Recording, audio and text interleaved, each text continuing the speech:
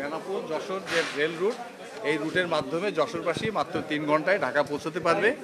দিনের কাজ সেরে আবার দিনেই ফিরে আসতে পারবে। আজকে সেই স্বপ্ন দুঃস্বপ্নে পরিণত হয়েছে, কারণ আমাদের এই ট্রেনগুলি সাবেক রুট দিয়ে অর্থাৎ কুষ্টিয়া রাজবাড়ী হয়েই চলবে। আমরা যশোরবাসী কোনো ট্রেন পাবো না এবং চূড়ান্ত পর্যায়ে যে মার্চে নতুন করে যে শিডিউল দেওয়া হবে তাতেও খুলনা, পদ্মবিলা, নড়াইল, ভাঙা রুটে ট্রেন চলবে। আমাদের যশোরের ভাগে মাত্র একটি ট্রেন থাকবে, বেনাপোল এক্সপ্রেস। আমরা সেই বঞ্চনার প্রতিবাদে দাবি আদায়ের লক্ষ্যে আগামী 3রা ডিসেম্বর এই যশোর প্ল্যাটফর্মে রেল অবরোধ করব। সেই অবরোধের কর্মসূচি আমরা এখন ঘোষণা করছি। যশোরকে বাদ দিয়ে কি হতে যাচ্ছে আমাদের সামনে পরিষ্কার নয়। এরকম অবস্থায় আমরা বসে থাকতে পারি না। আমাদের উপরে যশোরের মানুষের আশা আকাঙ্ক্ষা, আমাদের উপরে অব্যাহত চাপ রয়েছে। তার পরিপ্রেক্ষিতে আমরা বৃহত্তর যশোর রেল যোগাযোগ উন্নয়ন সংগ্রাম কমিটি আজকে এই প্ল্যাটফর্মে সংবাদ সম্মেলনের আহ্বান করেছি। আমাদের দাবি, আমরা 3 ঘন্টা 3.5 ঘন্টায় ঢাকায় যেতে চাই। যশোর ব্রিটিশ ভারতের সময়ের একটি জংশন, সেই জংশনকে আমরা ব্যবহার করে ঢাকায় যেতে চাই। অর্থাৎ ট্রেনগুলি আমাদের যশোরে আসতে হবে। সেজন্য আপনারা ইতিমধ্যে আমাদের দাবিতেই দেখেছেন, বেনাপোল থেকে 2টা ট্রেন আমরা দাবি করেছি, দর্শনা থেকে 2টা ট্রেন দাবি করেছি পরিষ্কার। আর রাধানগর বা পদ্মবিলা কি নাম হলো, এটা আমাদের মাথার তেমন ব্যথা না। আমরা ওখানে যেতে চাই না, আমরা এখান থেকেই যেতে চাই। কিন্তু গ্রামটির নাম রাধানগর, সেই সত্যটা আমরা আপনাদের সামনে তুলে ধরেছি। ওটার নাম কি করবে ওইখানকার জনগণ, রেল প্রশাসন তারা নির্ধারণ করুক। কিন্তু আমরা ওইটার গ্রামটার নাম রাধানগর, সেটাই আমরা শুধু বলেছি। অবরোধ হচ্ছে, আমরা দিনব্যাপী অবরোধ, 6 ঘন্টার অবরোধ, অর্ধবেলার অবরোধ দিইনি। আমরা প্রতীকী অবরোধ দিয়েছি। আমরা সরকারকে সারা দেশব্যাপী বিভিন্ন বিষয়ে হচ্ছে একটি এই অন্তর্বর্তীকালীন সরকারকে বিভিন্ন দাবি দেওয়া নিয়ে তার কাছে মানুষ যাচ্ছে এবং যখন তখন যেখানে সেখানে অবরোধ হয়ে যাচ্ছে, সরকার বিব্রত হচ্ছে। আমরা সরকারকে বিব্রত করতে চাই না, আমাদের দাবিটা তাদের দৃষ্টি আকর্ষণ করাতে চাই। সেজন্য আমরা প্রতীকী বলেছি। আমরা সেটা হচ্ছে আমাদের প্রধানত লক্ষ্য হচ্ছে 1:30টার দিকে বেনাপোল এক্সপ্রেস যে ঢাকায় যাবে, সেই ট্রেনটিকেই আমরা অবরোধ করতে চাই। সেটা আধা ঘন্টা হতে পারে, সেটা 15 মিনিট হতে পারে, সেটা 1 ঘন্টা হতে পারে, তার বেশি নয়। উদ্বোধনের সময় যত এগিয়ে আসছে ততই আমাদের শব্দ দূরে সরে যাচ্ছে। এই প্রকল্প শুরুর আগে ঢাকার সাথে যোগাযোগের জন্য আমরা যশোর, মোবারকবাদ ও খোরচাঁদপুর প্রতিদিন 3টি ট্রেন পেতাম, যেগুলো যমুনা সেতু হয়ে চলাচল করত। বিগত সরকারের সময়কালে ওই রুট থেকে 2টি ট্রেন রাজবাড়ী, ভাঙা, পদ্মা সেতু হয়ে চলাচল করছে। আমরা গত মে-জুন মাসে জানতে পারলাম যশোর ঢাকা পদ্মা সেতু লিঙ্ক প্রজেক্ট শুরু হলে খুলনার ট্রেনগুলো যশোরে আসবে না।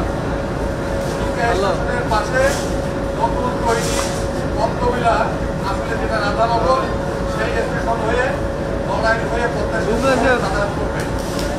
যশোর দিয়ে মাত্র একটি ট্রেন, যা বেনাপোল এক্সপ্রেস নামে পরিচিত, সেই ট্রেনটি যাবে।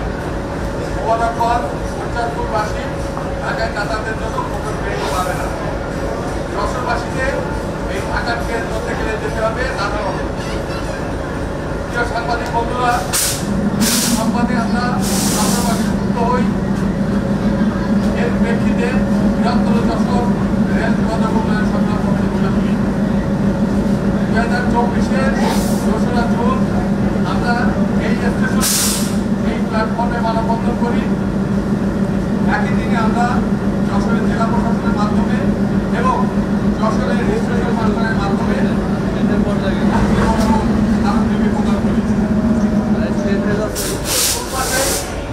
বিগত রেল সচিব ডক্টর হুমায়ুন কবির ও রেলের মহাপরিচালক জনাব ডক্টর সাদত আলীর সাথে আমাদের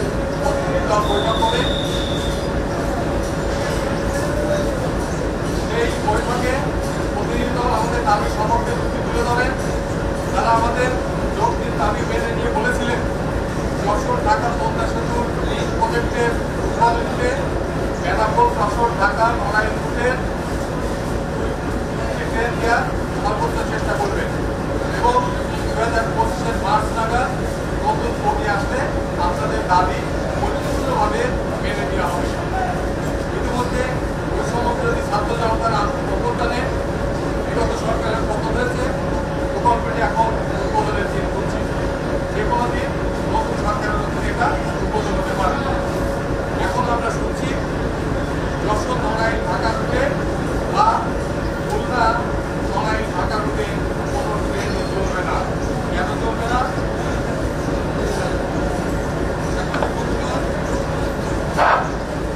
সরকার কমিটি আবার 10 অক্টোবর রেল উপদেষ্টা মহোদয় যশোরের জেলা প্রশাসনের মাধ্যমে সার্কুলার প্রকাশ করে।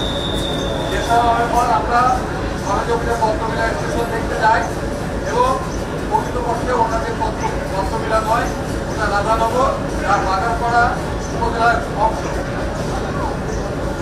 এবং সেখানে যাতায়াতটা যশোর শহর থেকে অত্যন্ত কঠিন এবং অসম্ভব বলা চলে। এরপর 5 নভেম্বর আমরা আবার যশোর রেল স্টেশনে প্ল্যাটফর্মে মানববন্ধন করি। 20 নভেম্বর রেল ভবনে রেল সচিব জনাব আব্দুল বাকি ও রেলের মহাপরিচালক জনাব সরদার শাহাদাত আলীর সাথে আমাদের এক প্রতিনিধি সাক্ষাৎ করে। উক্ত সাক্ষাতে রেলের মহাপরিচালক শাহাদাত সাহেব বলেন, বগি সংকটের কারণে নড়াইল থেকে এই মুহূর্তে ট্রেন দেওয়া যাচ্ছে না। রেল কর্তৃপক্ষ চেষ্টা করছে একটি ট্রেন খুলনা নড়াইল ঢাকা ও ঢাকা নড়াইল যশোর হয়ে চালানো যায় কিনা। এ সময় সরকার কমিটির যশোরবাসীর দাবি ও উপযুক্ত রাজস্ব বৃদ্ধির বিষয়টি তুলে ধরে। এরপর আমরা দেখলাম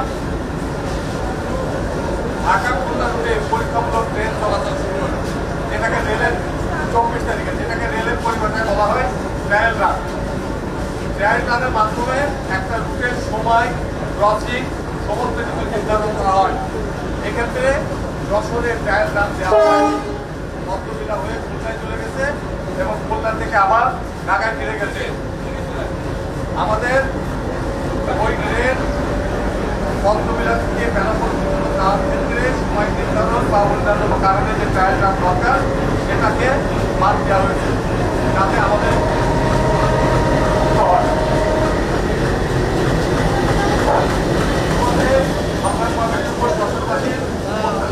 চাপ অব্যাহতভাবে বাড়তে থাকে।